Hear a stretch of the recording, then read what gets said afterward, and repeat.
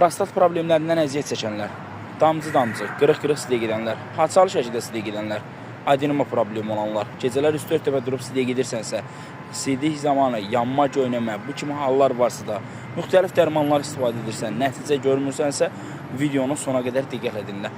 Əvvəllər prostatik problemlər yaşla əlaqəli 40-50 yaşından sonra bəzi insanlarda yaranırsa, bu gün baxırıq ki, gənc insanlarda belə bu problemlər yaranır. Bəs nə edək? Necə deyək ki, prostat problemlərinin kökünü kəsək deyirsinizsə də, sizlərə tam təbii tərkibə malik, kimyəvi qatqısı olmayan, tam təbii məhsul deyəcəm, şərq təbətin 2 bioloji qida ləvəzdir. İstifadə edirsiniz burada metabolik kalsiyum və biosink məhsulu. Biosink nədir? Tərkibi ümumtasansın zülalı, glikoza və tabqar tərkibində 60 kapsuladan ibarətdir. 15 gün istifadə olunan bir məhsuldur. Tərkibində heç bir kimyəvi qatqısı yoxdur. Yaşın 40 üzərdirsə, biosinkdən 2 qutu istifadə etməyini tövsiyə edərəm. Apteklərdə olmur.